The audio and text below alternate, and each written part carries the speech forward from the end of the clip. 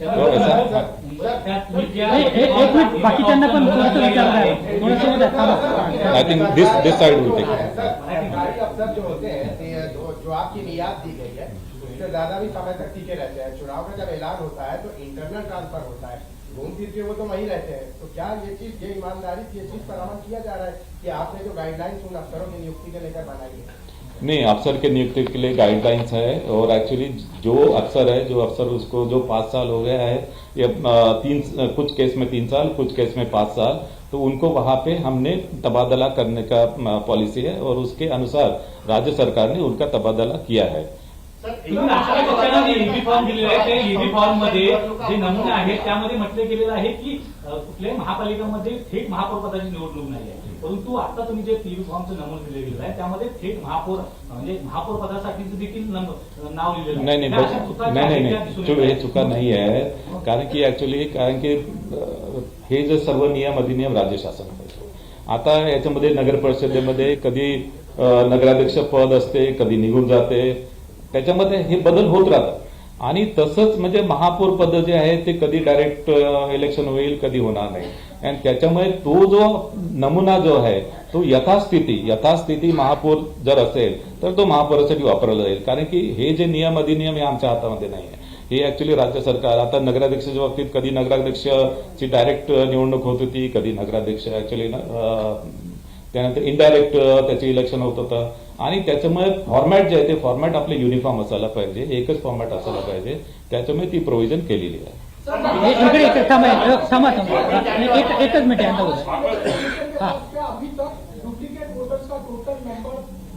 मैंने आपको बताया duplicate voters जो है, डुप्लीकेट नहीं, दुबार वोटर्स जो है, यानी संभाव्य दुबार ऑन एंड अराउंड 15 लाख है, ऑन एंड अराउंड 15 लाख। उसमें से ये 15 लाख ऑल ओवर महाराष्ट्र की फिगर बताओ, उसमें से मुंबई का जो है, मुंबई का 11.5 लाख अकेला मुंबई का है और उसमें 11.5 लाख में मुंबई ने जो एक्सरसाइज किया है उसमें वो एक्सरसाइज में उनको ऐसा दिखाई दिया है कि एक्चुअल दुबार जो है वो सिर्फ 70,000 to 80,000 है। 31 जानेवारीपर्यंत स्थानिक स्वराज्य संस्थांच्या निवडणुका पूर्ण होतील का सर्वोच्च न्यायालयाने दिलेल्या निर्णयानुसार? आणि दुसरं, यामध्ये फेरमतदान जर करायची गरज पडली तर त्याची तारीख स्पेसिफिक असेल का? यामध्ये बघा 31 जानेवारी 2026 पर्यंत सर्व निवडणुका घ्यायच्या आहेत। आम्हाला नगर परिषद नगरपंचायतच्या निवडणुका ऍक्च्युली मोस्टली 90% आम्ही घेतलेल्या आहेत, आता 10% शिल्लक आहेत, ते आपण 20 तारखेला घेणार आहे आणि 21 तारखेला निकाल लागणार आहे।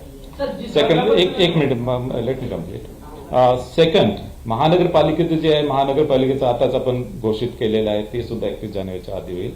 आता जिल्हा परिषद पंचायत समितीच्या बाबतीत माननीय सर्वोच्च न्यायालयाने आदेश दिलेला आहे की फक्त ज्या जिल्हा परिषद पंचायत समिती याचं रिझर्वेशन जे आहे 50%च्या आतमध्ये जिथे आहे तिथेच तुम्ही घ्या। आता या जिल्हा परिषद पंचायत समिती ज्याच्यामध्ये रिझर्वेशन 50%च्या आतमध्ये आहे त्या फक्त 12 जिल्हा परिषद आहेत आणि या 12 जिल्हा परिषदचं नियोजन आम्ही करतो आहे। आमची अडचण आहे की या निवडणुका जसं विधानसभा लोकसभेच्या निवडणुका असतात त्याच्यापेक्षा खूप कॉम्प्लेक्स या निवडणुका असतात, ज्याच्यामध्ये एकेका प्रभागामध्ये 4 उमेदवार आपल्याला निवडून द्यायचा असतो। नगर परिषद नगरपंचायतमध्ये 1 अध्यक्ष आणि 2 मेंबर निवडून द्यायचा आहे। जिल्हा परिषदमध्ये एक गटासाठी आणि 1 गणासाठी, आणि या इतक्या कॉम्प्लेक्स असल्यामुळे फार मोठ्या प्रमाणात आपल्याला अधिकाऱ्यांची गरज भासते। आणि आता ज्या जिल्हा परिषद या 50%च्या आतमध्ये आहे, या अशा जिल्हा परिषद आहे तिथे महानगरपालिका सुद्धा आहे आणि त्याच्यामुळे, आणि या बहुतांश पश्चिम महाराष्ट्र, कोकण आणि संभाजीनगर मधील काही जिल्हे यामध्ये येत आहेत आणि त्याच्यामध्ये त्या जिल्ह्यामध्ये महानगरपालिका सुद्धा असल्यामुळे आम्हाला अधिकाऱ्यांची जी कमतरता आहे, अधिकाऱ्यांची कमतरता भासते आहे, त्याचं नियोजन आम्ही करतोय। एकदा अधिकारी आम्ही 1-2 दिवसामध्ये पुन्हा बसणार आहे विभागीय आयुक्तांसोबत बैठक घेऊन, आणि अधिकारी उपलब्ध झाल्याबरोबर आम्ही त्या सुद्धा निवडणुका, आम्ही या 12 जिल्हा परिषद निवडणुका सुद्धा आम्ही घोषित करू आणि 31 जानेवारीपर्यंत आम्हाला करावंच लागेल कुठल्या परिस्थितीत।